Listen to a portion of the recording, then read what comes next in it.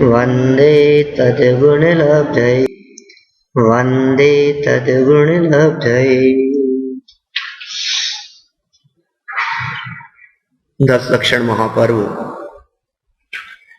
2015 सन और ब्रैम्पटन नगर का ये दिगंबर जैन मंदिर, यहाँ हम लोग तत्वार्थ सूत्र के एक एक अध्याय के संदर्भ में विगत दिनों से चर्चा कर रहे हैं।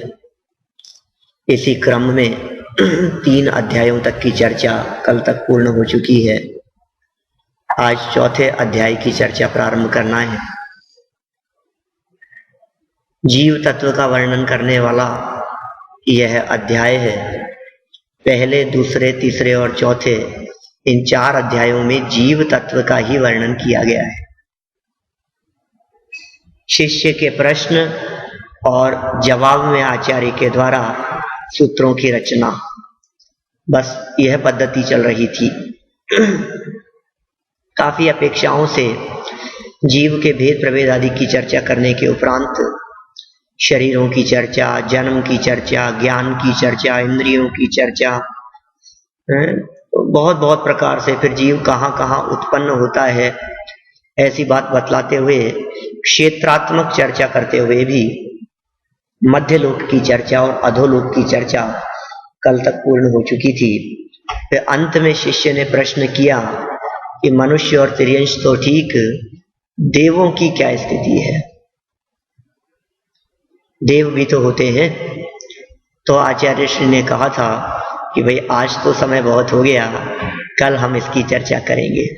माने देखिए, ये जो अध्यायों का बंटवारा है, ये अध्यायों का बंटवारा भी दिन के हिसाब से है। कोई कहे कि ये कैसे अध्याय बट गए? देखा, दिन पूरा हो गया, श्रावक उठ करके चला गया, मुनिराज अपने प्रतिक्रमण आदि ध्यान साधना में लीन हो गए, खत्म बात। दूसरे दिन आया, फिर नई चर्चा शुरू हुई। फिर शिष्य ने आते ही पूछा कि देवों का क्या स्वरूप है, देवों की कैसी चर्चा है? तो पहला सूत्र दिया, देवाश चतुर्निकायाः। देवाः माने देव, चतुर्निकायाः 4 निकाय के होते हैं।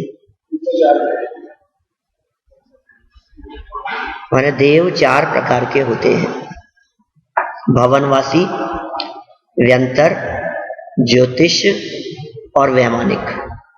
ये 4 प्रकार के देव हैं। आप जानते हैं इन चारों के नामकरण किस प्रकार हुए हैं? जो भवनों में रहते हैं वे भवनवासी कहलाते हैं। भवनवासी, भवन में रहने वाले।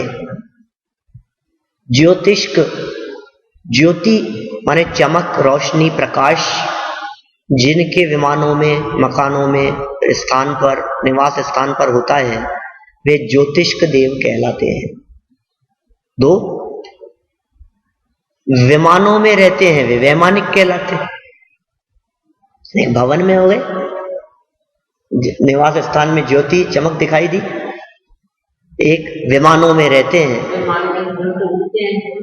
उड़ते नहीं हैं वे विमान, वे स्थिर रहने वाले विमान हैं। जैसे सौधर्म स्वर्ग में 32 लाख विमान हैं। 32 लाख विमानों का स्वामी होता है सौधर्म इंद्र। तो वो सब विमान ही हैं। विमान से मतलब उड़ते नहीं, हाँ, मतलब एक एक विमान ऐसा है जो पूरा नगर है, बहुत विशाल है।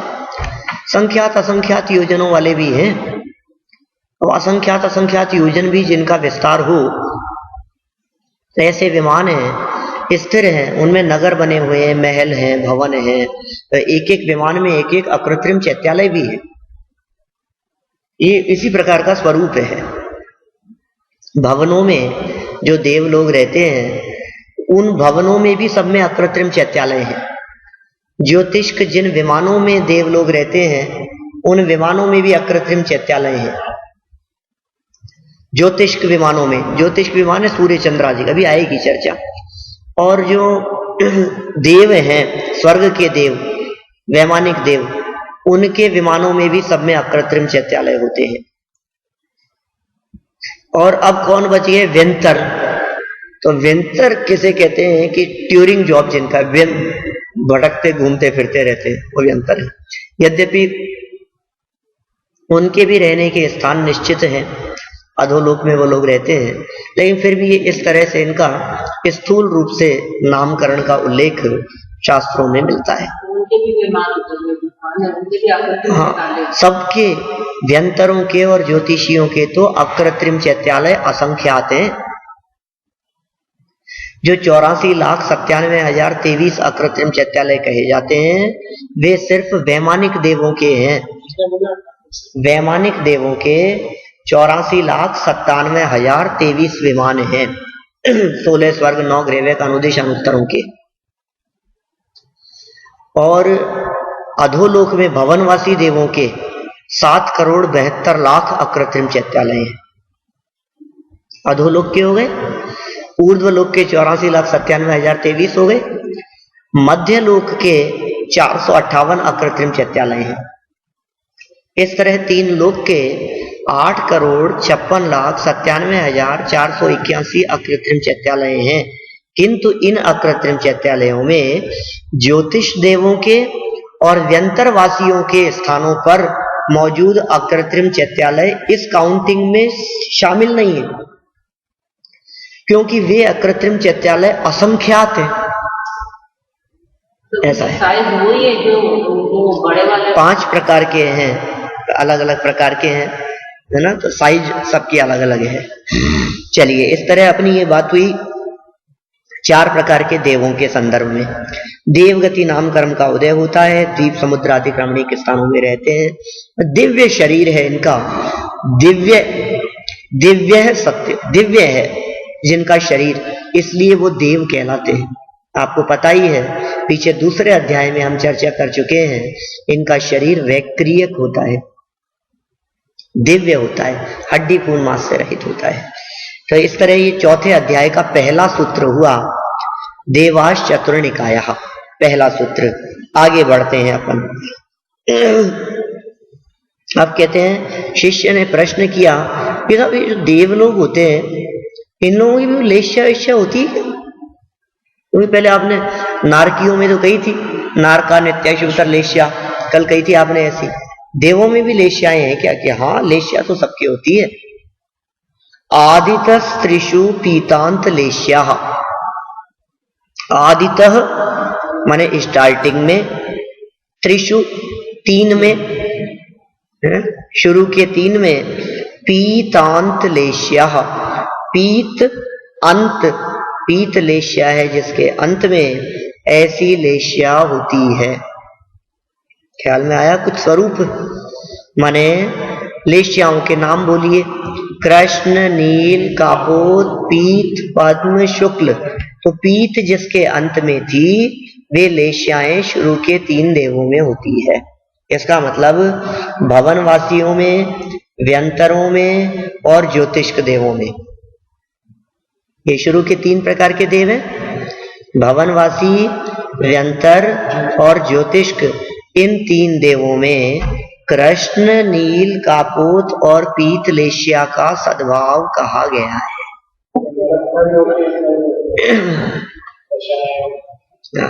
कषायों की तारतम्य रूप अवस्था है लेश्या। कषाय से अनुरंजित जीव के परिणामों को लेश्या कहते हैं। ऐसा लेश्या का स्वरूप बतलाया गया है। चलिए, ये वर्णन भाव लेश्या की अपेक्षा से है वास्तव में। आगे इनके भेद प्रभेद देवों के। दशाष्ट पंच द्वादश विकल्पा कल्पोपन्न पर्यंता। बहुत सुंदर चारों के संक्षेप में भेद बतला दिए। क्या कहा? 10, अष्ट, पंच और द्वादश। विकल्प, विकल्प शब्द का अर्थ होता है भेद। विकल्प माने होता है भेद। कल्पोपन्न पर्यंता, ये कल्पोपन्न तक समझना चाहिए। क्या क्या है बतला तो समझ में आएगी बात। 10 माने तो होता है 10, 10। फिर अष्ट माने 8, 10 हो गया, 8 हो गया। पंच माने 5 और द्वादश माने 12 है। 10, 8, 5 और 12 भेद हैं। कहाँ के? कल्पोपन्न पर्यंत, कल्पोपन्न तक के। कल्प शब्द का अर्थ होता है स्वर्ग, और उत्पन्न माने उत्पन्न होने वाले। स्वर्ग में उत्पन्न होने वालों तक के ये भेद है। माने भवनवासी, व्यंतर, ज्योतिष्क और वैमानिकों में सिर्फ कल्प तक माने स्वर्ग तक, माने 16वें स्वर्ग तक, इतना ही लगाना। उससे ऊपर वालों में भेद नहीं है। फिर कल्पातीत जो है ना, आगे आएगी बात, कल्पोपन्न कल्पातीत आगे सूत्र कहेंगे, तो उसमें कहेंगे कि स्वर्ग और स्वर्ग से पार, ऐसा 2 भेद। तो 16 तो कहलाते हैं स्वर्ग, और जो 16 स्वर्ग से परे है वो कहलाते हैं उन स्वर्ग से पार। देखिए तो क्या क्या अर्थ हुआ, इसी क्रम से लगाइए। कौन से क्रम से? भवनवासियों के 10 भेद, व्यंतरों के 8 भेद, ज्योतिष्कों के 5 भेद और वैमानिक देवों के 12 भेद हैं। विकल्प माने भेद। ठीक है, आगे देखिए। बोले अच्छा, इन सब के इस प्रकार भेद हैं? अरे नहीं नहीं, सुनो तो सही। अभी कुछ भेद ऐसे होते हैं जो सभी में भेद पाए जाते हैं। कैसे? तो इन्होंने सूत्र दिया आगे, 4 नंबर 5 नंबर सूत्र है, नहीं 4 नंबर। इंद्र सामानिक त्रायस्त्रिंश पारिषदात्म रक्ष लोकपालानिक प्रकीर्ण काभियोग्य किलविश काश चैक्ष। क्या सब नाम है ये, 10 शब्द कहे हैं और च एक शह माने सब में है, ऐसा कहा है। इंद्र शब्द देखिए क्या क्या है, फिर भी बतलाऊंगा कैसी शासन व्यवस्था चलती है वहां स्वर्ग में। इस सूत्र के माध्यम से कहा है स्वर्ग में किस प्रकार की शासन व्यवस्था चलती है। इंद्र, सामानिक, त्रायस्त्रिंश, पारिषद, आत्मरक्ष, फिर लोकपाल, फिर अनीक, फिर प्रकीर्णक, फिर अभियोग और किलविशिक, ये सब भेद कहे गए हैं। इनके क्या अर्थ हैं? क्या अर्थ है इनके? नहीं, ऐसा नहीं है। हाँ देखो, ऐसे इसी तरह लगा सकते हो। इंद्र किसे कहते हैं? जो अनेक प्रकार की रिद्धियों और ऐश्वर्य से संपन्न हो, वो इंद्र है। इंद्र माने पर्टिकुलर अपने स्वर्ग का राजा, किंग, इंद्र।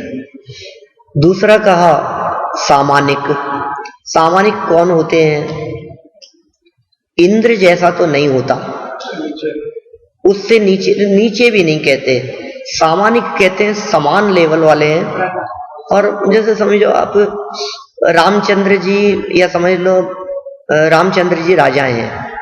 राजा नहीं थे वैसे रामचंद्र जी, तो बलदेव थे ना, तो राज्य तो था कृष्ण का नहीं लक्ष्मण का। लक्ष्मण नारायण थे, नारायण 3 खंड का स्वामी होता है, और बलदेव का राज्य नहीं होता वास्तव में। तो बलदेव जो होते हैं वो राजा नहीं होते, लेकिन फिर भी सम्माननीय होते, वो पूज्य पद है। जैसे राजा तो राजा है, लेकिन राजा के माता पिता वो बस ऐसे सम्मानित सदस्य, वो कहलाते हैं सामानिक। फिर तीसरे नंबर पर कहा त्रायस्त्रिंश। त्रायस्त्रिंश मतलब ये जो लोग होते हैं त्रायस्त्रिंश, ये एक प्रकार से उसका मंत्रिमंडल का सदस्य है। 33 होते हैं, 33 उनकी संख्या होती है, इसलिए 33 के त्रायस्त्रिंश कहलाते हैं। इंद्र सामानिक त्रायस्त्रिंश। पारिषद माने परिषद के सदस्य, उसकी सभा के सदस्य, इंद्र की सभा के सदस्य, वे पारिषद कहलाते हैं। इंद्र सामानिक त्रायस्त्रिंश पारिषद। आत्मरक्ष बॉडीगार्ड के समान। फिर लोकपाल। लोकपाल माने पुलिस, जो पुलिस हैं वहां स्वर्गों में देवों में, वो सब कहलाते हैं लोकपाल। फिर है अनीक। अनीक माने होता है सिपाही, सैनिक, सेना के लोग। वो पुलिस अलग है और मिलिट्री अलग है ना। जरूरत की बात नहीं है, तो वैभव है, जरूरत से क्या होता है। कई हजारों चीजें ऐसी आपके घर में जिनकी जरूरत नहीं है, तो वैभव है, शान है हमारी, इसमें क्या है? शान होती है। घर में एक नौकर की जरूरत है, 10-10 नौकर है, एक भी काम कर सकता है, शान है हमारा, वैभव है, इसमें क्या है? अनीक माने सिपाही, सैनिक। फिर है प्रकीर्णक।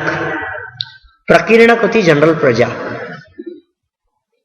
प्रकीर्णक के बाद किल्विशिक और अभियोग। ये किल्विशिक माने बहुत हीन जाति के देव, और अभियोग माने वाहन जाति के देव। ये दोनों ही प्रकार के देव इस तरह के होते हैं जिनको देवों के नगर में रहने तक की परमिशन नहीं होती, नगर के बाहर रहते हैं, सफाई कर्मचारी 4th क्लास, ऐसे लोगों जैसे हैं। मतलब स्वर्ग में तो ये सब कामों की जरूरत होती है? जरूरत नहीं है, मैंने बतलाया ना, जरूरत नहीं है। लेकिन मध्य लोक में कभी जरूरत पड़ी तो कौन करेगा ये काम? देव, जैसे मान लो समव शरण है, तो समव शरण लगा, तो सब वहां तो सब हम जैसे लोग पहुंचते हैं। कहते हैं ना अपन, जहां इंडियंस पहुंच जाए वहां तो, आप लोगों की तो फिर हैबिट सुधर गई है यहाँ कनाडा में। यहाँ तो लोग काम करते हैं, पैसे के लिए काम करते हैं, उनका ऐसा ही कर्म का उदय है। इसलिए भले ही हम ये सोचें जैसे सैनिक जाति के देव हैं, भाई दुखी हैं, पीड़ित हैं, मिलता कुछ नहीं है, काम करना पड़ता है, निर्देशन में चलना पड़ता है, ये देवगति के जीवों के दुख हैं। हमें लगता तो है ऐसा कि ये बहुत आनंदमय होंगे, लेकिन हाँ बहुत दुखी हैं वे सब। अपन अवसर मिलेगा तो उनके दुखों की चर्चा करेंगे। माने किल्विशिक तो है चांडाल आदि जैसे, और अभियोग है हाथी घोड़ा वगैरह, इस तरह से हाथी घोड़ा वगैरह बनते हैं। निर्देश दे दिया जाता है, सौधर्मेंद्र ने निर्देश दे दिया, चल भैया हाथी बन जा, चल भैया घोड़ा बन जा, चल ऐसा कर, ऐरावत हाथी बन करके आओ, जुलूस की व्यवस्था देखनी है। बहुत सख्त ड्यूटी होती है वहां, जो इंद्र के निर्देशन में निभानी पड़ती है। हम लोगों को देवगति के जीवों के सुख और आराम तो दिखते हैं, लेकिन सच में वे लोग कितने परेशानी में हैं ये उनके वो ही जानते हैं। है ना, दूर के ढोल सुहावने जैसी हालत है। दूर से देखने पर अच्छा जरूर दिखाई देता है, लेकिन सच में उनकी वेदना, उनकी तकलीफ, उनके दुख वे ही जानते हैं। देखिए 5 नंबर सूत्र, 4थे अध्याय का 5वां सूत्र।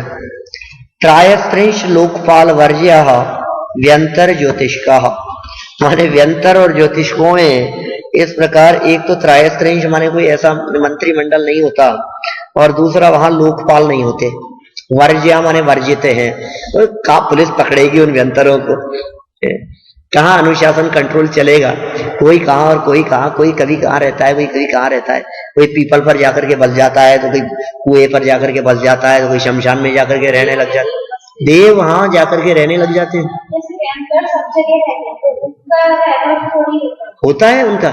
ये तो घूमने के टूरिस्ट हैं, घूमते फिरते रहते हैं, ऐसे शौकीन होते हैं। कभी आए 4-6 महीने के लिए आकर के आपके इस पेड़ पर रह गए, 2-4-6 महीना। कितने पल्लियों की आयु होती है इनकी, इतनी लंबी लंबी आयु है। निवास स्थान में कम रहते हैं, स्थान होते हैं इनके, जो इनका निवास स्थान है, जो रहने का स्थान है, उस स्थान पर अकृत्रिम चैत्यालय भी है, सब कुछ वैभव है, देवियां हैं, सब है, लेकिन कई तरह की इनकी शक्तियां, सामर्थ्य होती है। आगे जब इनके भेद बतलाएंगे तो मैं बात करूंगा, 8 प्रकार के भेद जब बतलाएंगे तब। अभी तो इतना कह दिया, त्रायस्त्रिंश लोकपाल वर्ज्य व्यंतर ज्योतिष्का। माने व्यंतरों में और ज्योतिष देवों में ये 2 चीजें नहीं होती। मतलब जो 10 भेद बतलाए ना, इंद्र, सामानिक, त्रायस्त्रिंश, पारिषद, आत्मरक्ष वगैरह है, ये 10 भेद बतलाए पिछले सूत्र में, 4 नंबर के सूत्र में। तो वो सब 10 के 10 सब में होते हैं, लेकिन इन 2 में 8 ही होते हैं। व्यंतरों में 8 होंगे और ज्योतिषकों में भी 8 ही होंगे। चलिए फिर कहते हैं आगे, पूर्वयोर द्विन्द्राः। पूर्वयोः 2 द्वितीया की बात कर रहे हैं। द्विन्द्राः माने 2 इंद्र हैं, 2 इंद्र होते हैं। ये क्या मतलब? माने भवन वासियों में भी 2 इंद्र होते हैं और व्यंतरों में भी 2 इंद्र होते हैं। क्या मतलब? भवनवासियों के 10 भेद थे, व्यंतरों के 8 भेद थे। भवनवासी, व्यंतर, ज्योतिष के 5 भेद थे और वैमानिकों के 12 भेद थे। इसी बतलाए थे ऐसा। दशाष्ट पंच द्वादश विकल्पः कल्पोत्पन्न पर्यंतः, ये सूत्र दिया था। तो कहा जो भवनवासियों के 10 भेद है ना, उनमें प्रत्येक में 2-2 इंद्र होते हैं, तो 20 इंद्र हो गए। भवनवासियों में 20 इंद्र हो गए और 20 होते हैं प्रति इंद्र। अभी तो इंद्र बतला रहे हैं, पूर्वी और द्विंद्रा कह करके 2-2 इंद्र हैं। इसका मतलब 40 इंद्र कहलाते। इंद्र और प्रति इंद्र मिलकर के 40 हैं भवनवासियों में। ऐसे ही व्यंतरों में लगाओ तो व्यंतरों के 8 भेद हैं, उन 8 में से सब में 2-2 इंद्र, माने 16 इंद्र हो गए। तो 16 इंद्र और 16 प्रति इंद्र, तो 32 हो गए। हाँ, ज्योतिषियों में लगाएंगे तो सूर्य और चंद्र ये 2 हैं। सूर्य इंद्र मतलब चंद्र इंद्र है और सूर्य प्रति इंद्र है, तो 2 हो गए। और वैमानिकों में लगाएंगे तो 12 इंद्र हैं, ठीक है, 12 प्रति इंद्र हैं, तो 24 हो जाएंगे। देखिए, पूर्व और द्विंद्रा, ये हो गया सूत्र। इनके भोगों की स्थिति बतलाते हैं, स्वर्ग में क्या पोजीशन है, भोग विलास आदि की बात कहते हैं। 7 नंबर सूत्र, काय प्रविचारा आ एशानात। काय माने शरीर, शरीर से भोग, प्रविचार कहते हैं भोग संभोग को। तो काय प्रविचार आ एशानाथ, ईशान स्वर्ग तक, बस माने भवनवासियों में, व्यंतरों में, ज्योतिष्क देवों में और फिर वैमानिकों में से सौधर्म और ईशान, बस यहीं तक देवों में शरीर से भोगादिक देखा जाता है। काय प्रविचार दूसरे स्वर्ग तक ही होता है, इससे ऊपर के स्वर्गों में काय प्रविचार नहीं होता। और विशेष बात कहूं, जो देवांगनाएं होती है, उन देवांगनाओं की उत्पत्ति भी दूसरे स्वर्ग तक ही होती है। दूसरे स्वर्ग से ऊपर कोई भी देवी जन्म नहीं लेती। माने देवी रूप से जो जन्म होगा, स्त्री पर्याय में जो जन्म होता है, वो दूसरे स्वर्ग तक ही होता है। किंतु ऊपर के स्वर्ग वालों का, इंद्रों का, देवों का जैसा नियोग होता है, उसके अनुसार वे पहले दूसरे स्वर्ग से अपनी अपनी नियोगिनियों को ले जाते हैं 16वें स्वर्ग तक। तो जन्म होता है पहले दूसरे स्वर्ग तक और सद्भाव माने अस्तित्व रह सकता है 16वें स्वर्ग तक। इंद्र जो होते हैं ना, ऊपर ऊपर के इंद्र हैं, देव हैं, देवों के भी होती हैं सबके, जिसकी जो नियोगिनी होगी, देव गति में व्यभिचार नहीं कहा गया। जिसकी जो नियोगिनी होगी वो देव जन्म होगा, अपनी नियोगिनी को पहले दूसरे स्वर्ग से ले आएगा। लेकिन ऊपर तक ले भी जाए भले ही, लेकिन जो भोग भोगने वाली जो स्थिति है, शरीर से भोग भोगने वाली स्थिति, वो आ ईशानाथ, आ अक्षर मर्यादा का सूचक है। ईशानाथ, ईशान स्वर्ग तक की ये मर्यादा है, यहीं तक भोग होते हैं। बोले बाकी में क्या होता है, फिर देवांगनाओं को ले जाते हैं ऊपर तक, तो आगे सूत्र पढ़िए। शेषाह माने बाकी में, स्पर्श रूप शब्द मनः प्रविचाराः। शेषाह स्पर्श रूप शब्द मनः प्रविचाराः, माने उनमें जो भोग होता है वो सिर्फ स्पर्श मात्र से, कहां तक कि आगे तीसरे चौथे स्वर्ग में। पहले दूसरे स्वर्ग तक तो भोगों की बात कही, शरीर से भोग भोगने की बात कही। फिर तीसरे चौथे स्वर्ग में क्या होगा कि आगे शब्द दिया है स्पर्श, सिर्फ टच करते हैं, छूते हैं, छूने मात्र से ही उनको तृप्ति हो जाती है। फिर आगे के 4 स्वर्गों में, 5वां, 6वां, 7वां और 8वां, इन 4 स्वर्गों में रूप देखने मात्र से तृप्त होते हैं, छूते भी नहीं है, आंखों से देख लिया और तृप्त हो गए। इतना ही भोग है बस। भोग का परिणाम, विषय का परिणाम उनके हृदय में इतना मात्र है, देखने मात्र जितना। फिर 8वें के बाद 9, 10, 11, 12 इन 4 स्वर्गों में उन्हें शब्द सुनने मात्र से प्रविचार होता है। सिर्फ कान में शब्द सुने देवांगनाओं के, और इतना सुनने मात्र से हो गया तृप्ति, बस देखना भी नहीं, देखते भी नहीं है, कान में शब्द सुनने मात्र से ही तृप्त होते हैं। और आगे 13, 14, 15, 16 नंबर के स्वर्ग में मनः प्रविचारः, मन में ही मात्र विचार होता है, इतना ही वहां भोग की व्यवस्था है 16वें स्वर्ग तक। और 16वें स्वर्ग के ऊपर क्या व्यवस्था है, तो आगे सूत्र दिया है परे अप्रविचारः, परे प्रविचारः। 16 स्वर्ग से ऊपर बिल्कुल सभी ब्रह्मचारी ही होते हैं नियम से। 16 स्वर्ग से ऊपर 9 ग्रेव्यकों में असंख्यात देव हैं, 9 ग्रेव्यक, 9 अनुदिश, 5 अनुत्तर। उन सब देवों की क्या पोजीशन है कि वे सब देवांगनाओं के बिना अकेले ही रहते हैं, सब ब्रह्मचारी होते हैं, लेकिन ग्रेव्यकों में मिथ्या दृष्टि भी होते हैं, अनुदिशों और अनुत्तरों में सब नियम से सम्यक दृष्टि ही होते हैं। सबका शरीर और एक सही होता है। हाँ, सबका अहम इंद्र है, सब समान वैभव के धनी है, वहां इंद्र आदि की परिकल्पना भी नहीं है। 16 स्वर्ग से ऊपर कोई बड़ा हो, कोई छोटा हो, किसी की पोस्ट बड़ी हो, छोटी हो, ऐसा बिल्कुल सब समान ही है। जो लोकांतिक देव होते हैं, लोकांतिक जो देव होते हैं वे 5वें स्वर्ग वाले होते हैं। इसका भी सूत्र दिया है आगे, एक आध सूत्र आया है जिसमें उसकी चर्चा की है। प्रश्न किया कि साहब आप ये जो भोगादिक की बातें बतलाई और ये सब बातें आपने बतलाई, आपने अभी जो 10 भेद बतलाए थे भवनवासियों के, वे 10 भेद कौन से हैं ये पता नहीं लगा अभी हमारे को।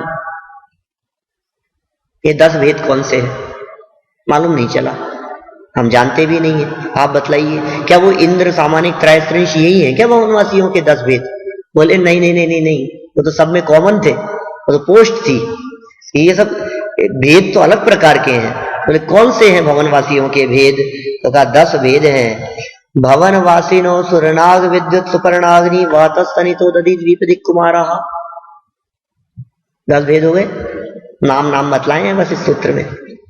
भवनवासिनो, भवनवासियों के, असुर, पहला शब्द क्या है? असुर, फिर दूसरा है नाग, मतलब इन सब के साथ में लास्ट में शब्द दिया है कुमारः। कुमारा मतलब कुमार है, कुमार होते हैं सब।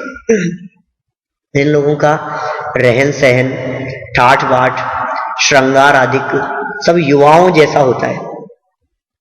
परिणाम होते हैं ना, जैसे बच्चों के अलग तरह के परिणाम होते हैं, प्रौढ़ युवा वृद्धावस्था में अलग तरह के परिणाम होते हैं, तो युवाओं के परिणाम अलग तरह के, युवाओं जैसे होते, कुमार जैसे होते हैं सब।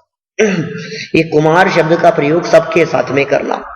अब एक एक के साथ में लगाओ। सबसे पहले असुर कुमार 1, 2 नंबर नाग कुमार, फिर विद्युत कुमार, फिर सुपर्ण कुमार, फिर अग्नि कुमार, वात कुमार, स्तनित कुमार, उदधि कुमार, द्वीप कुमार और दिक् कुमार।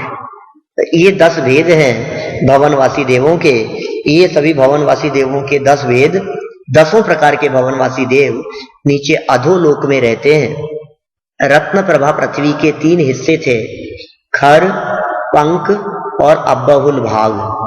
उसमें जो अब्बहुल भाग है, उस अब्बहुल भाग में तो रहते हैं नारकी।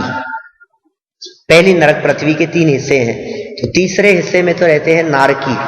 और जो पहला और दूसरा हिस्सा है खर और पंख भाग, उसमें खर भाग में असुर कुमार को छोड़कर 9 प्रकार के भवनवासी, और पंख भाग में असुर कुमार नाम के भवनवासी।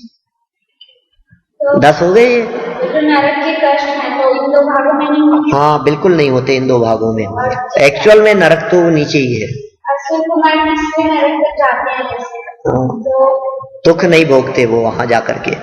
ऐसा लगता है ना अपने को, अपने को ऐसा लगता है ना कि नरक में गए हैं वो लोग, असुर कुमार जाति के देव, और भी देव लोग वहां पहले दूसरे तीसरे नरक तक जाकर के नारकियों को लड़ाते भिड़ाते हैं।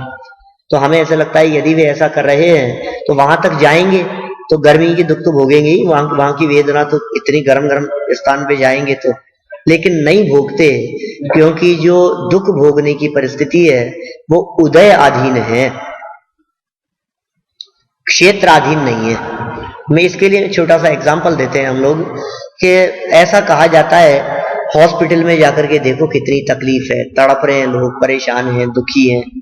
हॉस्पिटल कैसे भरे हैं, बीमार लोगों से भरे हुए हैं हॉस्पिटल में जो भी जितने लोग होते हैं, सैकड़ों लोग हैं, वो सब क्या है, बीमार हैं, तकलीफ में है, त्राही त्राही मशीन रहती है उनके, लेकिन वहां जाने वाले डॉक्टर दुखी नहीं होते, तो वो तकलीफ नहीं पाते, तो तकलीफ देने जाते हो ऐसा भी नहीं है, ठीक है, लेकिन तकलीफ नहीं भोगते वो। ये जो हाँ, असर तो वो तो नियम से नरक जाएंगे ना बाद में। नहीं होता है ना पाप बंध, कहते चे थावर तन धरे यूं परिवर्तन पूरे करे। पाप बंद होता है, मायाचारी का परिणाम होता है, छल करते हैं, मर के चले जाते हैं तिर्यंच गति में। देव मर के कभी नरक में नहीं जाते, ऐसा नियम है ना, लेकिन मायाचार का परिणाम था तो तिर्यंच में चले जाएंगे, एक इंद्रिय अवस्था की प्राप्ति हो जाएगी। फिर देखिए व्यंतरों के 8 भेद कौन से हैं, ऐसा प्रश्न किया, उसका समाधान। व्यंतरः किन्नर किंपुरुष महोरग गंधर्व यक्ष राक्षस भूत पिशाचाः। व्यंतरः किन्नर किंपुरुष महोरग गंधर्व यक्ष राक्षस भूत पिशाचाः, माने व्यंतरवासी देवों के 8 वेदों में किन्नर किंपुरुष महोरग गंधर्व यक्ष राक्षस भूत और पिशाच, ये 8 प्रकार के होते हैं व्यंतरवासी देव। ये जो 8 भेद कहे हैं, ये 8 भेद भी 2 प्रकार के, मतलब 8 को भी 2 भागों में बांट लो, 4 अलग प्रकार के और 4 अलग प्रकार के।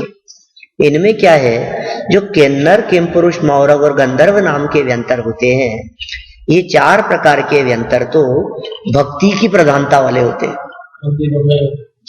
मंदिरों में जो भक्ति आदि दिखाई देती है, चमत्कार दिखाई देते हैं, इन 4 प्रकार के व्यंतरों का काम है। किन्नर किंपुरुष मौरग और गंधर्व, रात्रि में घंटे बजने लग गए हैं, एकदम नृत्य गान होने लग गए, आवाजें आने लग गई, कुछ हो गया, एकदम कुछ भी इस तरह के जो चमत्कार जिन मंदिरों में दिखाई देते हैं, भक्ति की प्रधानता वाले होते हैं। ये होते हैं 4 प्रकार के। और जो बाकी 4 बचे हुए व्यंतर हैं, यक्ष राक्षस भूत और पिशाच, इन 4 प्रकार के व्यंतरों में कौतूहल की प्रधानता होती है। जगत में जितने उपद्रव आदि देखे जाते हैं, संकट आदि की परिस्थितियां देखी जाती है, वो भूत पिशाच यक्ष राक्षस इन 4 प्रकार के व्यंतरों के काम होते हैं। किसी के घर में कपड़े जल गए, ऐसी ऐसी घटनाएं तक दिखती है। एक अटैची में कपड़े रखे हैं और ऊपर नीचे कपड़े हैं, और बीच वाले कपड़े जो मेरे थे वो जल गए, और ऊपर नीचे दूसरों के कपड़े थे वो नहीं जले। कौतूहल करते हैं। पाप कर्म का जिसका उदय होता है, उसी के ऊपर असर करने में समर्थ होते हुए दिखाई देते हैं। जिनके पुण्य का उदय होता है, उनके ऊपर उनका भी बस नहीं चलता। डरना नहीं चाहिए, पूजना नहीं चाहिए। हीन है, बहुत हीन जाति के देव हैं, महान नहीं है, भगवान नहीं है, नाथ नहीं है। पाप खुद दुखी है, वो तो बेचारे खुद पीड़ित है, परेशान है वे बहुत ज्यादा। तो ये बात हुई व्यंतरों के संदर्भ में। फिर ज्योतिष देवों के 5 भेद बतलाने के लिए आगामी सूत्र कहा। ज्योतिष कहा सूर्या चंद्रमसौ ग्रह नक्षत्र प्रकीर्णक तारकाश्च। ज्योतिष कहा माने ज्योतिष देव कौन कौन से हैं? सूर्य, चंद्रमसौ माने चंद्रमा, ग्रह, नक्षत्र और प्रकीर्णक तारकाश्च, इधर उधर फैले हुए तारे। ये सब ज्योतिष्क देवों के विमानों के नाम हैं, और इन विमानों में ज्योतिष्क नाम के देव रहते हैं। एक एक विमान में असंख्यात असंख्यात देव रहते हैं। ये विमान भी असंख्यात हैं, असंख्यात अकृत्रिम चैत्यालय हैं। ये चंद्रमा, इनमें इंद्र है, सूर्य प्रतीन्द्र है। ये चंद्रमा का परिवार है सब। चंद्रमा के परिवार में, एक चंद्रमा के परिवार में एक सूर्य, 88 ग्रह, 28 नक्षत्र और 66,975 कोड़ा कोड़ी तारे होते हैं। एक चंद्रमा के परिवार में। ऐसे चंद्रमा असंख्यात हैं। जम्बू द्वीप में 2 सूर्य और 2 चंद्रमा हैं। लवण समुद्र में 4 सूर्य और 4 चंद्रमा हैं। धातकी खंड द्वीप में 12 सूर्य और 12 चंद्रमा हैं। कालोदधी में 42 सूर्य और 42 चंद्रमा हैं। पुष्करार्ध में 72 सूर्य और 72 चंद्रमा हैं। डाई द्वीप में 132 सूर्य और 132 चंद्रमा हैं। और एक चंद्रमा के परिवार में 88 ग्रह, 28 नक्षत्र, 66,975 कोड़ा कोड़ी इतने तारे होते हैं। एक तारा मतलब एक तारा माने एक विमान। हाँ, हजारों भी हो सकते हैं, संख्या अनगिनती है। लेकिन उसमें उस एक विमान में एक चैत्यालय कंपलसरी है। सामने अलग होता है इसका, बाकी पूरी नगरी है वो। ऐसे असंख्यात देव हैं। करते क्या है ये सब? ये ज्योतिष्क क्यों कहलाते हैं? क्योंकि ये सब चमकीले होते हैं, इसलिए ज्योतिष्क कहलाते हैं। मेरु प्रदक्षिणा नित्य गतियो नृलोके है। नृ माने मनुष्य, लोके माने लोक में, नृलोके माने मनुष्य लोक में मेरु प्रदक्षिणा नित्य गतियो निरंतर लगाते रहते हैं। मेरु तरफ हाँ, सुमेरु पर्वत आदि जो 5 मेरु हैं, उन मेरु पर्वतों की निरंतर ही ये प्रदक्षिणा देते रहते हैं।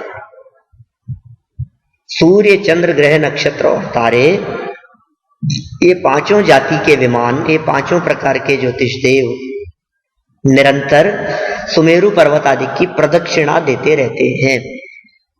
साइंस की दृष्टि से, साइंस वैज्ञानिक ये कहते हैं कि सूर्य स्थिर है और पृथ्वी उसके चक्कर लगा रही है, जबकि जैन आगमों के अनुसार, सर्वज्ञ देव के दिव्य ज्ञान के अनुसार, वीतरागी संतों की वाणी के अनुसार पृथ्वी स्थिर है और सूर्य ही चक्कर लगा रहा है सुमेरु पर्वत के। ऐसी ही व्यवस्था है।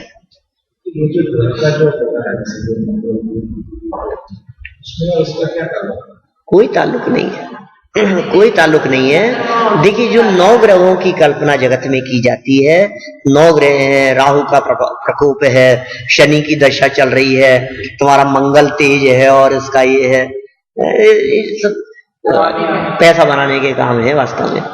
क्योंकि ग्रह 9 है ही नहीं, ग्रह तो 88 है, 9 है ही नहीं। और फिर अभी तो आजकल तो पता नहीं क्या क्या चलने लगा है। 9 ग्रहों में हमने तीर्थंकरों को बांट दिया लोगों ने। ये जो 9 ग्रहों की जो ये पूजा वगैरह है, ये आपने अपने बचपन में किसी ने नहीं सुनी होगी। ये 10-5 साल की नई देन है, क्या मैक्सिमम 15 साल। 15 साल पहले देवताओं मतलब तीर्थंकरों को कहीं ग्रहों के रूप में नहीं पूजा देखा जाता था। ये सब पता नहीं क्या क्या करने लगे हैं ये लोग, ये सब मिथ्यात्व है वास्तव में। देखिए, हो गया मेरु प्रदक्षिणा, मेरु की प्रदक्षिणा देते रहते हैं निरंतर। पर्वत है वो 5 ही रहते, तो उनके अलग अलग सब सूरज वगैरह सबके अलग अलग है। मैंने बतलाया ना कितनी कितनी संख्याएं हैं, बहुत बहुत है।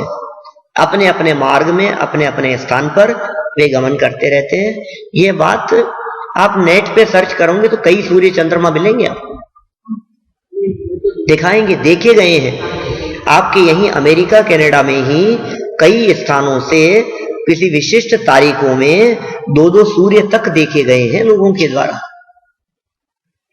वो कैसे बनता है, क्या स्थिति बनती है, ये तो कभी बैठ करके उनकी चर्चा करें तो हर प्रश्न का समाधान है मेरे पास में, हर प्रश्न का समाधान है। 6 महीने दिन, 6 महीने रात कैसे होती है, कैसे दिन रात की व्यवस्था बनती है, यहाँ ऐसा, वहां ऐसा, ऐसा क्यों।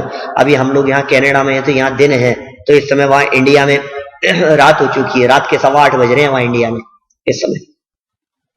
और अपने यहाँ के क्या टाइम बज रहे हैं, अपने यहाँ के शायद 11:15 बज रहे हैं सुबह के। तो ये जो दिन रात का जो भेद है, ये कैसे पड़ता है, ये कैसे परिस्थिति बन रही है। हाँ, तो बहुत है बातें, सबके समाधान किए जा सकते हैं। अभी अपन आगे बढ़ते हैं, आगे सूत्र दिया तत्कृत है काल विभाग है। तत्कृत है माने ऐसा किए जाने से ही काल का विभाग होता है। काल का जो भेद पड़ा है, दिन रात आदि का जो भेद पड़ता है, वो इनके गमन करने की वजह से ही होता है। सूर्य चंद्र आदि के गमन करने की वजह से ही दिन रात के भेद पड़ते हैं, घड़ी घंटा आदि काल के भेद पड़ते हैं। आगे सूत्र बहिर्वस्थितः। बहिर माने बाहर, अवस्थितः अवस्थित है। क्या मतलब? पीछे एक सूत्र दिया था, 2 सूत्र पहले, जिसमें ये कहा था कि नित्य गतियो नृलोके, मेरु प्रदक्षिणा नित्य गतियो नृलोके, माने मनुष्य लोक में निरंतर गमन करते रहते हैं। मनुष्य लोक माने 2.5 द्वीप। इन्होंने ये सूत्र दिया यहां आगे बहिर्वस्थितः, माने मनुष्य लोक के बाहर, माने 2.5 द्वीप के बाहर सूर्य चंद्रमा आदि स्थित रहते हैं। बहिर अवस्थितः, वे गमन नहीं करते। ये गमन करने की स्थिति 2.5 द्वीप में ही है। 2.5 द्वीप के बाहर सूर्य चंद्रमा आदि गमन नहीं करते।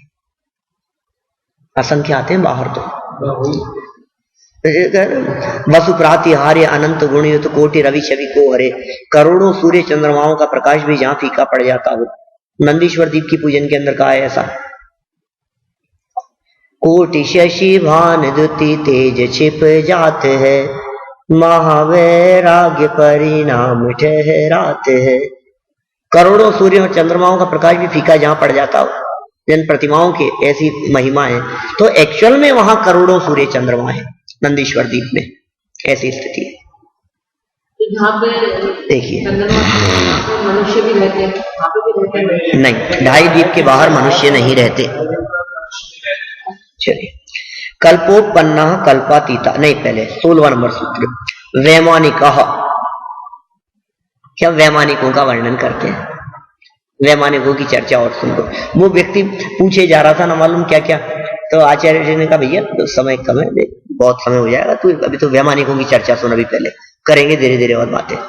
वैमानिकः माने वैमानिकों की चर्चा करते हैं। कैसे है वैमानिक के? 2 भेद कहे मूल में, कल्पोपन्नः कल्पातीताश्च। कल्पोपन्नः, कल्प में उत्पन्न होने वाले, कल्प कहते हैं स्वर्ग को, और कल्प शब्द का अर्थ ऐसा भी किया है कि जहां कल्पना की गई है, किसकी? इंद्र की, सामानिक की, त्रायस्त्रिंश पारिषद आत्मरक्ष आदि, जहां कल्पना जहां की जावे वे कहलाते हैं कल्प। और कल्पातीत जहां इंद्र आदि ना होवे वो अवस्था है कल्पातीत। तो 16 स्वर्ग तक कल्प है और 16 स्वर्ग से ऊपर कल्पातीत है।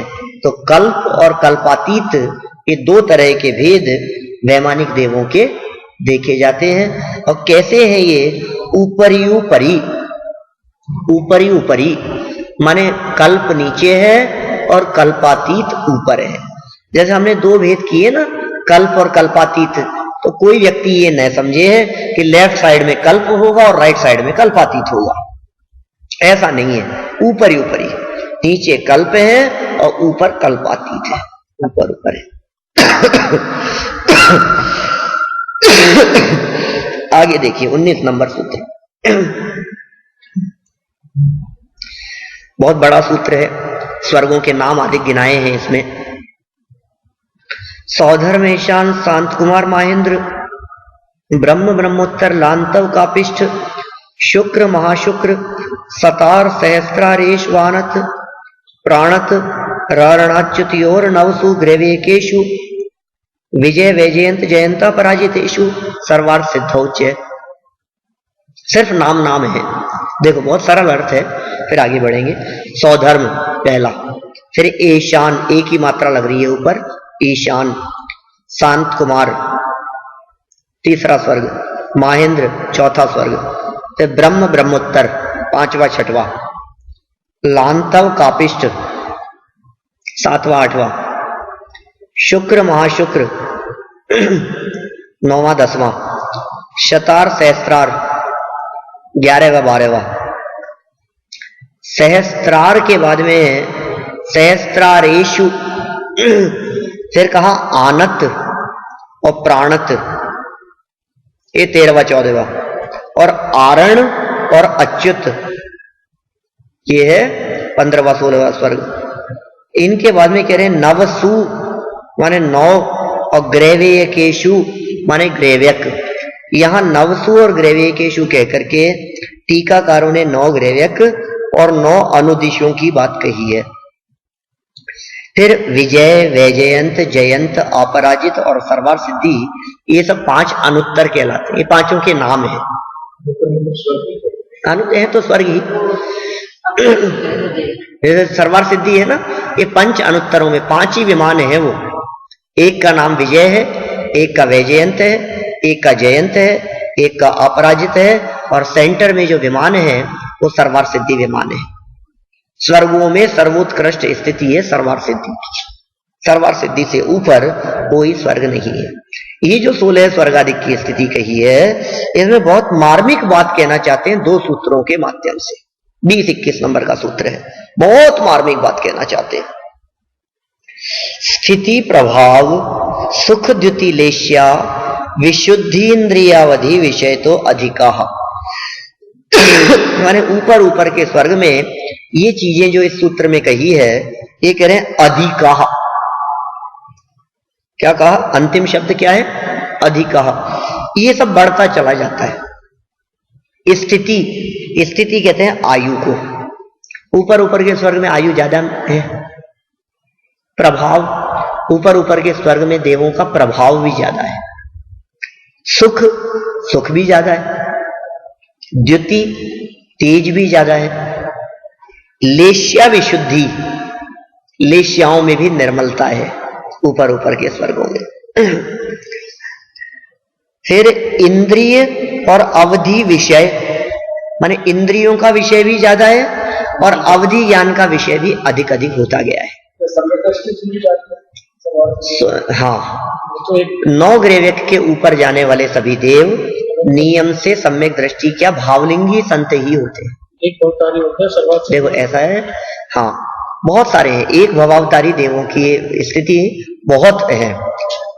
बहुत सारे ऐसे देव हैं जिनके बारे में नियम ही है कि ये एक भवावतारी होते हैं। जैसे दक्षिणेंद्र, दक्षिण और उत्तर 2 तरह से इंद्र हैं। सौदर में इंद्र दक्षिण में है, ईशान इंद्र उत्तर में है। तो जो दक्षिण साइड वाले जो इंद्र हैं ये कहलाते हैं सौधर्म साइड वाले। ये सब इंद्र एक भवावतारी होते हैं। इनके चारों लोकपाल, वे भी एक भवावतारी होते हैं। लोकपाल कौन होते हैं जानते हैं आप? कुबेर, वरुण, यम और सोम, एक लोकपाल कहलाते हैं। अपन ने पंच कल्याणक कराया है यहाँ, और पंच कल्याणक में अपन ने कुबेर भी बनाया था। हम आपसे पूछते हैं कुबेर कौन सा इंद्र है? 16 स्वर्गों में तो नाम है नहीं। कुबेर क्या होते हैं? तो लोकपाल कहलाते हैं। ये इंद्र के लोकपाल है, लेकिन ये सब एक भवावतारी होते हैं। कुबेर भी एक भवावतारी है, एक अगले भव में मोक्ष जाने वाला है नियम से मनुष्य होकर के। इसी तरह से ब्रह्म स्वर्ग में रहने वाले लोकांतिक देव, इसी तरह से सौदर में इंद्र की इंद्राणी शची, वो सब एक भवावतारी है। इसी तरह से सर्वार सिद्धि के सभी देव, वो सब भी एक भवावतारी है। बहुत है इस तरह के नियम ही है इन सब के बारे में, जो अगले भव में माने देव अवस्था छूटकर मनुष्य होकर दीक्षा लेकर के मुक्ति की प्राप्ति करेंगे। ये नियम से चरम शरीर ही होना चाहिए। हाँ, चरम शरीर ही होना। चलिए, ये सब बढ़ने की बात हो गई। अपने सर्वात सिद्धि किया, वही स्वर्ग में से आए? नहीं, ऐसा नहीं है।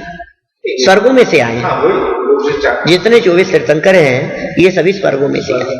तो वहाँ जो देव रहते हैं उनको मालूम रहता है कि ये चीज पता है, नीचे जाके पता होता है इस तरह का। और अंत के 6 महीने में तो सबको पता लग ही जाता है, क्योंकि अंत के 6 महीने में उनकी तो माला मुरझाने लगती है। इंद्र का आसन कंपायमान होकर के उसको अवधि ज्ञान से उसे पता लगता है, तो नगरी की रचना तैयार करता है। गर्भ में आने के 6 महीने पहले से रत्नों की बरसात होने लगती है ना। हमारे ये पहुंचेंगे भाई वहां, इनकी व्यवस्था वहां जाकर के सारी। में नहीं हुआ है। शिवशंकर गणधर भी, शांतिनाथ भी साथ में थे शायद। शांतिनाथ स्वामी की पूजन की थी ना अभी अपन ने, तो सरवार सिद्धि से आए थे, सरवार सिद्धि से आए थे शांतिनाथ भगवान। चलिए ये देखो, मैं इन दोनों सूत्रों के अंदर कुछ कॉम्बिनेशन और कुछ मार्मिक बात बतलाना चाहता हूं। ये जो 16 स्वर्ग हैं, ग्रैविक है, अनुदेश, अनुत्तराधिक हैं, इनमें ये जो सूत्र अभी अपन ने पढ़ा है 20 नंबर का सूत्र, इन सब चीजों की तो वृद्धि वृद्धि वृद्धि वृद्धि होती चली जाती है। ठीक है, हिसाब सब बढ़ता ही बढ़ता है। अरे नहीं नहीं, कुछ ऐसा भी है कम होता है। बोले कम क्या होता है? वृद्धि माने बढ़ना, सुख, इंद्रियों का विषय है ना, स्थिति, प्रभाव, ये सब बढ़ता है, ये सब ही बढ़ता है सब। शिष्य एकदम क्या बोला, अरे सब चीजें बढ़ती बढ़ती रहती है। अरे नहीं नहीं, कुछ ऐसी भी है जो कम होती रहती है। बोले वो क्या है? बोले गति, शरीर, परिग्रहाभिमान तो ही ना, गति कम हो जाती है। माने ऊपर ऊपर के स्वर्ग में देव कम से कम चलते हैं, चलना फिरना कम कर देते हैं, जाना आना कम कर देते हैं। जैसे जैसे बड़े होते गए ना, शरीर भी हीन हो गया। हीना माने कम, माने हाइट कम है। स्वर्गों में, पहले दूसरे स्वर्गों में देवों की हाइट 7 हाथ की है, और ऊपर चलते चलते 1 हाथ की रही शरीर संरचना। हाँ, शरीर संरचना। तो शरीर भी कम, और परिग्रह भी कम, और अभिमान भी कम।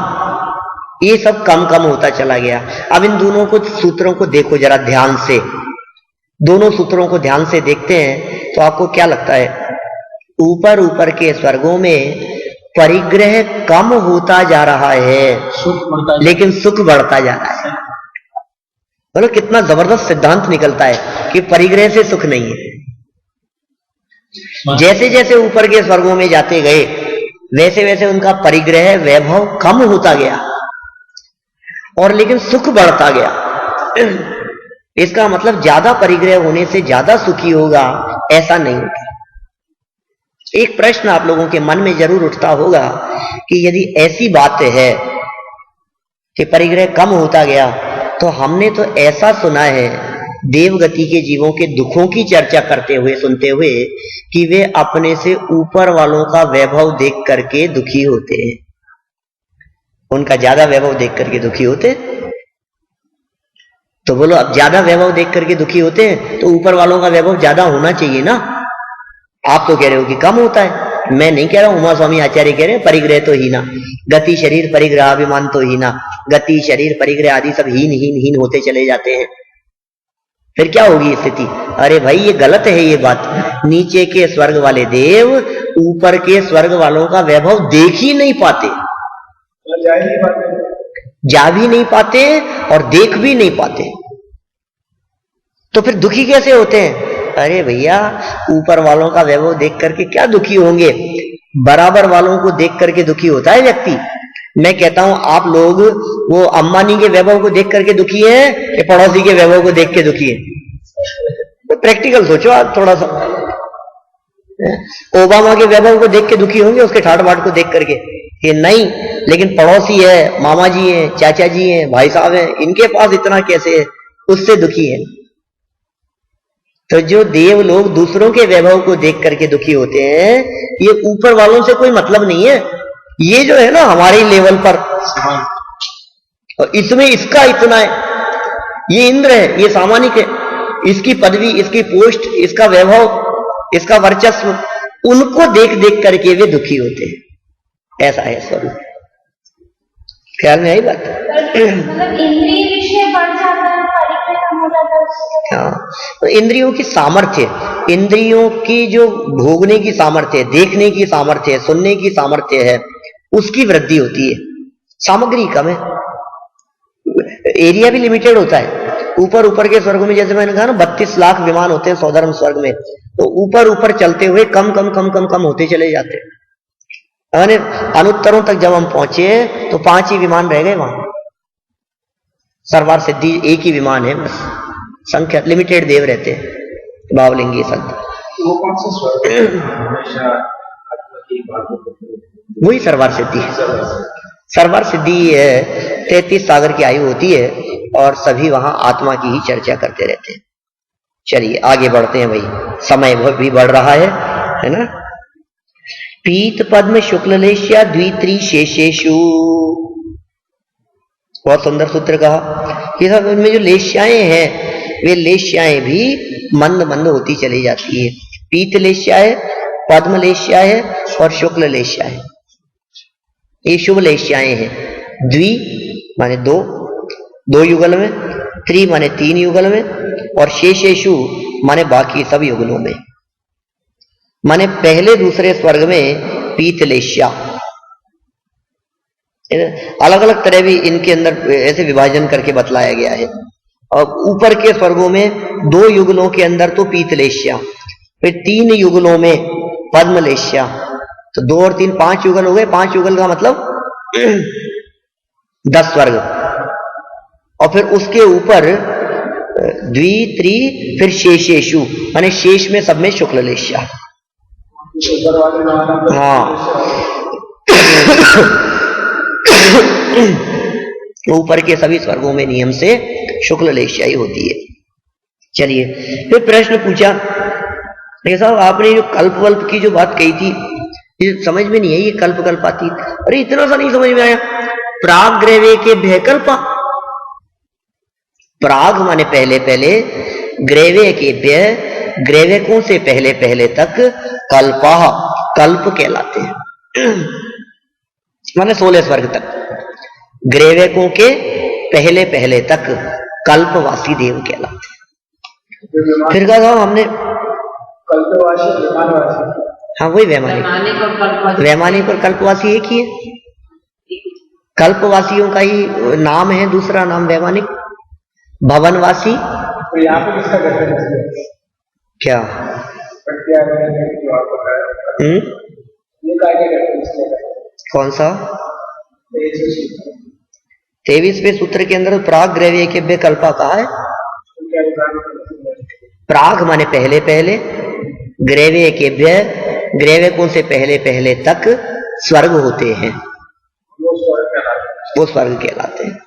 स्वर्ग कहो, वैमानिक देव कहो, कल्पवासी कहो, ये सब एक ही बात है।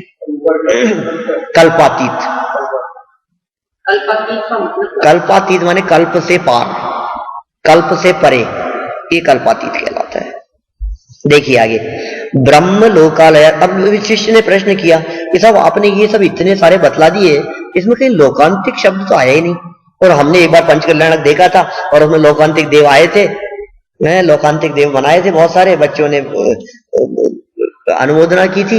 ये सब हमने देखा है सब पंचकल्याणक में, और आपने जो स्वर्ग वर्ग का सारा इतना वर्णन कर दिया और इसमें कहीं लोकांतिक की बात ही नहीं आई। तो कहते हैं ब्रह्म लोकालया लोकांतिका। हमने जो पीछे स्वर्गों के नाम बतलाए थे उसमें एक ब्रह्म शब्द आया था कि हाँ ब्रह्म तो आया था, तो ब्रह्म लोक में रहने वाले लोकांतिका, लोकांतिक होते हैं। ब्रह्म लोकालया लोकांतिका, लोकांतिक देव ब्रह्म लोक में रहते हैं, ब्रह्म स्वर्ग में रहते हैं। पता है इनको लोकांतिक क्यों कहते हैं? लोक अंत कहा, 5वां स्वर्ग जिस लेवल पर है उसमें बिल्कुल अंत में जाकर के, लोक के अंत में, ऐसे सेंटर में। लोक का अंत मतलब एक तो वो कहलाता है सिद्ध दशा, लोक का अंत कहलाता है, वो नहीं पूर्व पश्चिम उत्तर दक्षिण दिशाओं में, चारों दिशाओं और चारों विदिशाओं के अंदर लोक का अंत मतलब कुल मिलाकर के स्वर्ग में नहीं रहते, बाहर रहते हैं। विमान मतलब बहुत दूर रहते हैं, ऋषि होते हैं, ब्रह्म ऋषि कहा जाता है इनको, लोकांतिक देवों को। ब्रह्मचारी होते हैं, एक भवावतारी होते हैं, अगले भव से मोक्ष जाने वाले होते हैं, बहुत मंद कषाई मंद परिणामी होते हैं। तीर्थंकरों के गर्भ जन्मादि कल्याणकों में भी नहीं आते, गर्भ कल्याणक में, जन्म कल्याणक में और आगे भी नहीं, सिर्फ दीक्षा और वैराग्य के परिणामों की अनुमोदना करने के लिए आते। जब तीर्थंकर परमात्मा दीक्षा लेने वाले होते हैं, जब बाल तीर्थंकर, युवा तीर्थंकर जब दीक्षा लेने की भावना उनके मन में आती है तो तुरंत दौड़े दौड़े चले आते हैं उनके वैराग्य के परिणामों की प्रशंसा करने के लिए। तो इतने बहुत सरल परिणामी ब्रह्म ऋषि कहलाते हैं ये सब, तप कल्याणक में आने वाले। देव ऋषि भी कहते हैं इनको, ब्रह्मचर्य होते इसलिए बच्चों को बनाते, हाँ इसीलिए। वो पंच कल्याणकों में बच्चों को इसीलिए बनाते हैं कि ब्रह्मचारी होते हैं ना, इसलिए। हाँ बिल्कुल। चलिए, ये हो गया 24 नंबर सूत्र। 25 नंबर देखिए, इनके भेद बतलाए लोकांतिक देवों के भी। सारस्वतादित्य वन्नायरुण गर्दतोय तुषिता व्यावाधारिष्टाश्च। सारस्वतादित्य वन्नायरुण गर्दतोय तुषिता व्यावाधारिष्टाश्च। 8 भेद बतला दिए, नाम नाम है सिर्फ इसमें। सारस्वत पहला, दूसरा आदित्य, फिर वन्नी, फिर अरुण, फिर गर्दतोय, फिर तुषित, फिर अव्यावाध और अरिष्ट। बस ये सब समान होते हैं, ये कोई छोटे बड़े नहीं होते और स्वतंत्र होते हैं। ये इंद्र के अधीन भी नहीं रहते, ये लोग सब अपने में मग्न रहते हैं। देव ऋषि कहलाते हैं। इंद्र की आज्ञा वगैरह भी इनके ऊपर नहीं चलती, कुछ भी निर्देशन वगैरह भी नहीं चलता है इनके ऊपर। और ये 8 दिशाएं कही है। ईशान दिशा से प्रारंभ करो तो क्रम से ये 8 दिशाओं के अंदर रहते हैं। 4 दिशाएं और 4 विदिशाएं, 8 दिशाएं हैं। 8 दिशाओं में एक एक जाति के सारस्वत, आदित्य, वन्य, ये एक एक जाति के देव एक एक दिशा में रहते हैं। ऐसा इनका स्वरूप है। फिर कहा विजयादिशु द्विचर्मा।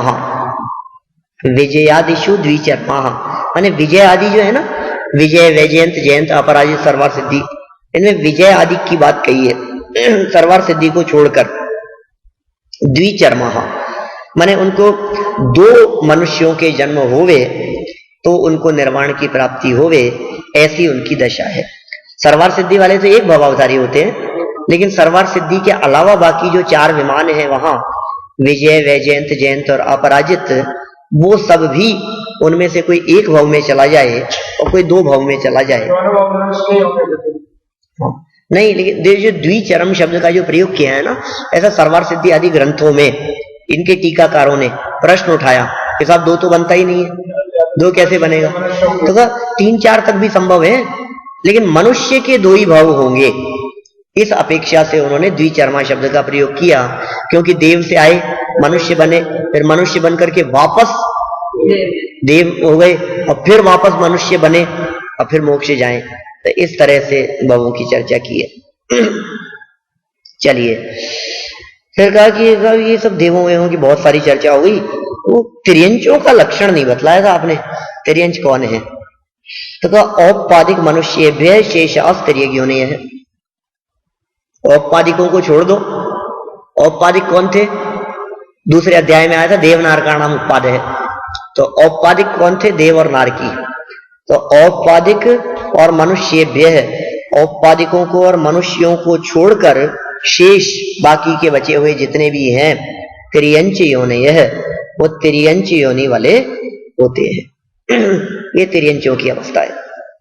फिर प्रश्न किया वापस, ये तो चलो तिर्यंच कोई बात नहीं, वो तो ठीक है, लेकिन ये वो मध्य लोक में ही रहते हैं, इतना तो मेरे को मालूम है। ये इन लोगों की देवों की आयु कितनी होती है? भवनवासियों की कितनी आयु होती है? ऐसा प्रश्न किया। तो उस प्रश्न का जवाब देते हुए उन्होंने बहुत सुंदर, एक अच्छी टेक्निकल शैली में, कम से कम शब्दों में ज्यादा से ज्यादा मर्म भर दिया इन्होंने। 28 नंबर सूत्र, भवनवासी देवों की आयु बतलाइए। देखो कैसे है। भवनवाद, ये क्या स्थिति कितनी?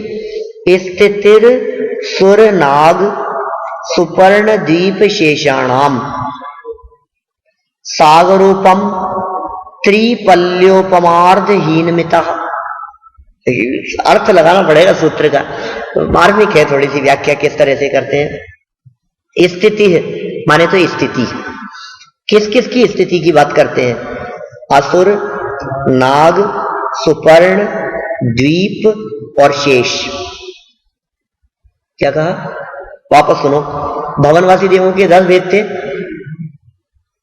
भवनवासी नो सुरनाग विद्युत सुपर्णाग्नि वाता सरितो दधि दिक्कुमारा, 10 प्रकार कहे थे पीछे सूत्र में। 10 प्रकार के भवनवासी थे। व्यंतर 8 थे, भवनवासी 10 थे। अब ये जो 10 प्रकार के भवनवासी, इनकी आयु बतला रहे हैं। सबसे पहले तो कहा असुर कुमार, फिर कहा नाग कुमार, फिर कहा सुपर्ण कुमार और द्वीप कुमार। बोले इन 4 की तो हम बतलाते हैं तुम्हारे को, और बाकी के कौन से बच गए? 6। उन 6 के लिए शब्द दे दिया शेषाणाम, बाकी के बचे हुए। इनके कितनी कितनी है कि सागरोपम, सागर की आयु है सबसे पहले वाले की, 1 सागर की। उत्कृष्ट आयु की चर्चा चल रही है, 1 सागर। फिर दूसरे वाला क्या नाम था? दूसरे वाले का नाम क्या था? नाग कुमार। तो नाग कुमार का सागरोपम के बाद में लिया त्रिपल्योपम, 3 पल्ले, माने नाग कुमार जाति के 3 पल्ले की उत्कृष्ट आयु है। फिर नाग कुमार के बाद कौन था? सुपर्ण, फिर द्वीप और श्रेष्ठ। तो इनका अर्धहीन मिता, आधा आधा हीन करते जाना।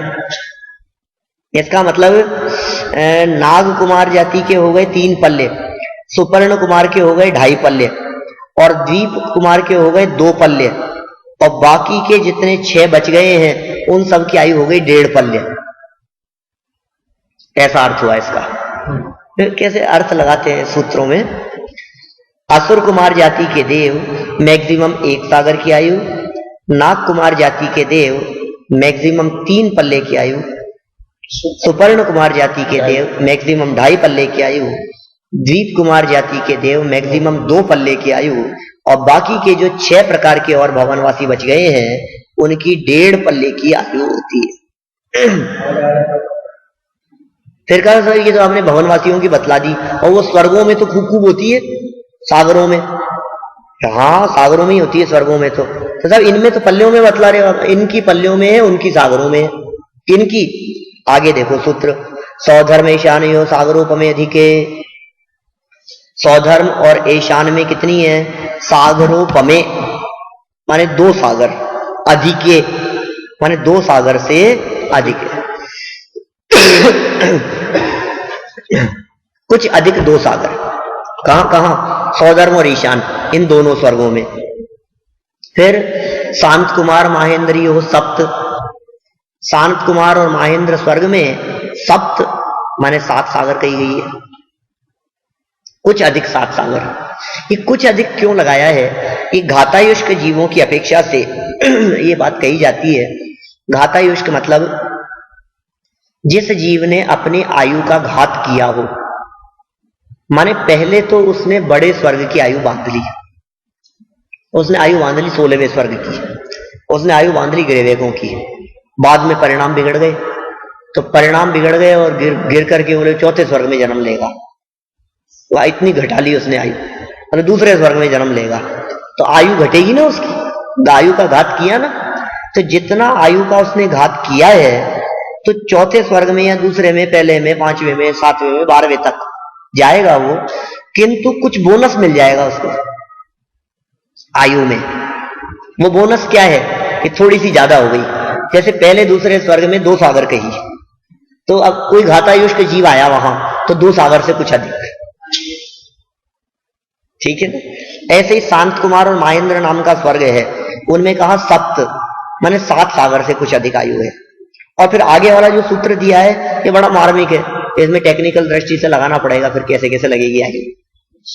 देखो, 3-7-9-11 13-15 भिर्धिकानि तु। 3-7-9-11 13-15 भिर्धिकानि तु। इन सबको लगाओ। पहले तो अर्थ देख लो इनका। 3 माने 3, 7 माने 7, 9 माने 9, फिर 11 माने 11 है, फिर 13 माने 13 है, फिर 15 माने 15 है, रीह अधिकानी तु उससे अधिक पिछले वाले से। ये सब में लगाते जाओ ऐसा। क्या मतलब? जैसे 4थे स्वर्ग तक तो बात कही थी 7 सागर की, फिर 4थे के बाद में 5वें 6ठे में क्या स्थिति है कि 3 बढ़ाओ, 3 अधिकानी 3 बढ़ाओ मतलब 10 सागर होगा। फिर सप्त बढ़ाओ, किसमें? उसी 7 में, माने 14 सागर होगा। फिर 14 सागर, फिर उसके बाद में 9 बढ़ाओ 7 में। 7 तो कहा था 30 नंबर के सूत्र में, ठीक है ना? उसी में बढ़ाना है सबको। देखो, तीसरे चौथे स्वर्ग में आयु है 7 सागर। पहले तो देखो तीसरे चौथे में लिख दो 7 सागर, अब साइड में लिखो 3, 7, 9, फिर 9 के बाद में 11, 13 और 15। ठीक है। अब कहा कि पहले दूसरे स्वर्ग में तो पहले बतलाई दी थी 2 सागर, फिर तीसरे चौथे स्वर्ग में 7 सागर। अब 5वें छठे में कितनी होगी? तो वो जो 3 आदि जो लिखा ना अपन ने, वो जोड़ते जाओ उनमें, 7 में 7 और 3 10 10 सागर। 7 और 3 10। कौन से स्वर्ग में? 5वें छठे में। 5वें छठे में 10 सागर हो गई। फिर 7वें 8वें में कितनी होगी? तो बोले 14 सागर। 7 जोड़ो 7 में, 14 सागर। फिर और जोड़ो, 16 कितने जोड़ने हैं? 9 जोड़ो तो 16 सागर। फिर उसके आगे वाले युगल में 18 सागर, उसके आगे वाले युगल में 20 सागर, और फिर उसके आगे वाले युगल में 15 जोड़ना है 7 में, 22 सागर। माने 16वें स्वर्ग में मैक्सिमम आयु 22 सागर तक की होती है। ऐसा इस सूत्र का अर्थ है। और कहते हैं आरणाच्युतात् ऊर्ध्वम। इनसे ऊपर क्या है? 16वें स्वर्ग से ऊपर आरणाच्युतात् ऊर्ध्वम एकैकेन नवसु ग्रवेकेषु विजयादिषु सर्वार्थ सिद्धौच्य। आरणाच्युतात्, आरण और अच्युत से ऊपर, वहां से आरणाच्युतात् ऊर्ध्वम ऊपर, एकैकेन नवसु ग्रवेकेषु, एक एक बढ़ाते जाओ 9 ग्रैवेकों में। माने पहले ग्रैवेक में 23 सागर, दूसरे ग्रैवेक में 24 सागर, तीसरे ग्रैवेक में 25 सागर, चौथे ग्रैवेक में 26 सागर, 5वें ग्रैवेक में 27 सागर, 6वें ग्रैवेक में 28 सागर, 7वें ग्रैवेक में 29 सागर, 8वें ग्रैवेक में 30 सागर और 9वें ग्रैवेक में 31 सागर। ये सबकी आयु है उत्कृष्ट स्थिति। और फिर कहा उसके ऊपर नवसु ग्रैवेकों के ऊपर 9 अनुदिशों में और अनुत्तरों में 32 सागर। अनुदिशों के अंदर 32 सागर और अनुत्तरों में विजयादिशु और सर्वार्थ सिद्धौच्य 33 सागर। इनको अलग अलग क्यों किया विजयादि और सर्वार्थ सिद्धि को? इसलिए किया है कि विजयादि के अंदर जगन्य भी होती है और उत्कृष्ट भी होती है। विजय वैजयंत जयंत में, अपराजित में, और सर्वार्थ सिद्धि में उत्कृष्ट ही होती है 33 सागर की ही। ये बतलाने के लिए थोड़ा सा अलग अलग किया है। फिर कहा साहब ये तो आपने उत्कृष्ट आयु बतलाई है, जगन्य कितनी होती है? जगन्य तो बतलाई नहीं आपने, मिनिमम कितनी आयु होगी? तो कहा अपरा पल्योपम अधिकम। अपरा, परा कहते हैं उत्कृष्ट को और अपरा कहते हैं जगन्य को। तो अपरा पल्योपम अधिकम, पल्य से कुछ अधिक होती है। पल्योपम, पल्य से कुछ अधिक है, एक पल्ले से कुछ अधिक की जगन्य आयु है सौधर्म आदि स्वर्गों में। सौधर्म ईशान में, माने कोई सौधर्म ईशान में जाकर के जन्म लेगा पहले दूसरे स्वर्ग में, तो मिनिमम एक पल्ले की आयु तो होगी, पल्ले से कुछ अधिक आयु, इससे कम नहीं हो सकती स्वर्गों में। आपने ऐसा सुना होगा मिनिमम 10,000 वर्ष की आयु होती है, वो आगे कहेंगे। अभी तो किसकी बात कर रहे हैं? स्वर्गों की, वैमानिक देवों की बात कर रहे हैं। वहां की आयु पल्ले बराबर ही होती है मिनिमम। और परतः परतः पूर्वा पूर्वानंतरा, और इससे ऊपर क्या होगा? पूर्व पूर्व वाले की जितनी उत्कृष्ट थी वो आगे आगे वाले की जगन्य होती चली जाएगी। नहीं, जैसे पहले दूसरे स्वर्ग में जगन्य तो इन्होंने बतला दी एक पल्ले, और उत्कृष्ट बतला दी थी 2 सागर।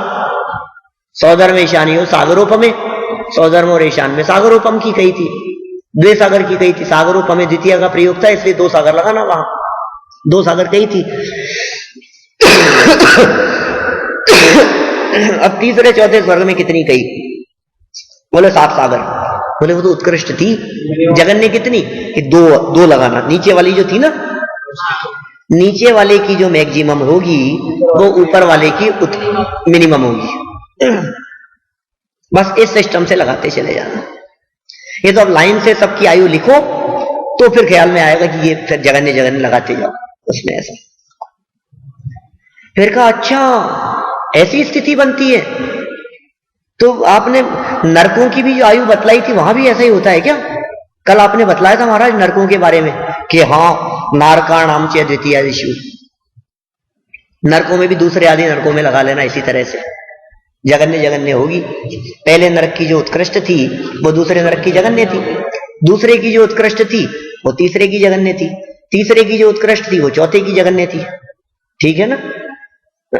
नरकों में भी लगा लिया। बोले फिर प्रश्न किया कि साहब ये आपने जगन्य जगन्य तो बतला दी नरकों में, दूसरे तीसरे की तो समझ में आ गई, लेकिन पहले की जगन्य कितनी होती है? भाई पहले से पहले तो कोई है ही नहीं ना जो उत्कृष्ट होगा तो उसको जगन्य मान लेवे, तो फर्स्ट वाले की जगन्य कितनी होगी? तो आगे सूत्र दिया 10 वर्ष सहस्राणी प्रथमायाम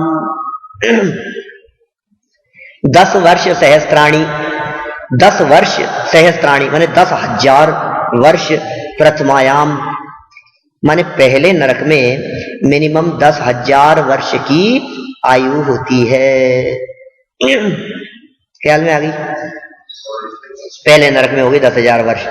फिर कहा और भवनवासी वगैरह में? बोले भवनेषु च, और भवनवासियों में भी 10,000 ही होती है मिनिमम, क्योंकि अभी जो भवनवासियों के 10 भेदों की आयु बतलाई थी पिछले सूत्रों में वो तो उत्कृष्ट बतलाई थी। मिनिमम कितनी होती है भवनवासियों में? बोले 10,000 वर्ष। व्यंतराणाम च, और व्यंतरों में भी 10,000 वर्ष। भवनवासियों में मिनिमम 10,000 वर्ष, व्यंतरों में मिनिमम 10,000 वर्ष। ठीक है? तो इस भवनवासी और व्यंतरों की अपेक्षा से है वो बात। अच्छा, व्यंतरों में उत्कृष्ट नहीं बतलाई आपने, भवनवासियों की उत्कृष्ट तो हो गई और वैमानिकों की भी उत्कृष्ट हो गई। व्यंतरों में मैक्सिमम कितनी है? भवनवासी का तो ध्यान है ना आपको, असुर कुमार की 1 सागर,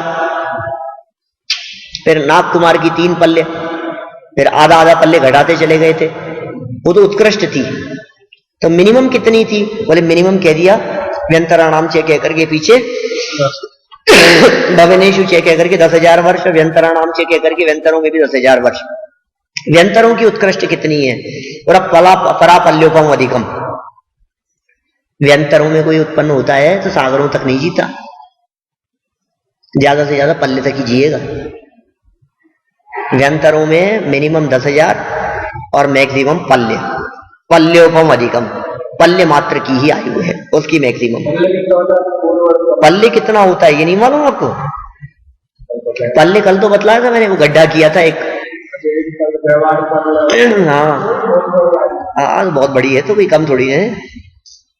मिनिमम 10,000 वर्ष है तो मैक्सिमम 1 पल्ले है। पल्ले के लिए वही गड्ढा करना पड़ेगा। वो तो सागर था। अरे सागर तो बहुत बाद में था, वो जो पहले असंख्यात वर्ष हो गए थे जिसमें गड्ढा करके 100 साल में 1 बाल निकालकर वो व्यवहार पल्ले, ऐसे असंख्यात व्यवहार पल्ले का एक उद्धार पल्ले, असंख्यात उद्धार पल्ले का जो एक पल्ले था आधा पल्ले, वो है पल्ले। असंख्यात वर्षों की आयु है कुल मिला के, इतना समझ लो, है ना? बहुत लंबी आयु है कुल मिला करके। व्यंतर देवों की उत्कृष्ट आयु होगी 1 पल्ले। फिर कहा ज्योतिष देवों का तो कुछ भी नहीं बतलाया साहब आपने, जगन्य भी नहीं बतलाया और उत्कृष्ट भी नहीं बतलाया। ज्योतिष देवों की आयु कितनी होती है? तो कहा ज्योतिष का नाम च, ज्योतिषियों की भी इतनी होती है उत्कृष्ट। जो कहा ना, नहीं उत्कृष्ट की बात, परापल्योपम अधिकम, उत्कृष्ट की बात चल रही थी। परापल्योपम अधिकम, उत्कृष्ट आयु पल्ले बराबर होती है। और ज्योतिषियों की, बोले ज्योतिषियों की भी इतनी होती है, माने पल्ले बराबर ही होती है। व्यंतर और ज्योतिष दोनों की उत्कृष्ट आयु 1 पल्ले की है। तो ज्योतिषियों की जगन्य तो 10,000 वर्ष होती होगी। बोले नहीं, नारकाणाम चे कही थी, ठीक है ना? फिर भवनेषु चे और व्यंतराणाम चे, उनकी तो 10,000 वर्ष कही थी। 10 वर्ष सहस्त्राणी प्रथमायाम कह करके नारकियों की 10,000 वर्ष कही, भवनेषु चे कह करके भवनवासियों की मिनिमम 10,000 कही, व्यंतराणाम चे कह करके व्यंतरों की 10,000 कही। लेकिन ज्योतिषियों की मिनिमम 10,000 नहीं होती, उससे ज्यादा होती है। बोले कितनी? तदष्ट भागो अपराह, माने 1 पल्ले का 8वां भाग मिनिमम आयु होती है ज्योतिष देवों की। किसी देव ने ज्योतिषियों में जन्म लिया तो मिनिमम पल्ले के 8वें भाग तक वो अपनी आयु को भोगेगा। अच्छा, तो ये सबकी आयु पूरी हो गई। फिर कहा साहब लोकांतिक देवों की आयु क्या, उनकी कितनी होती है?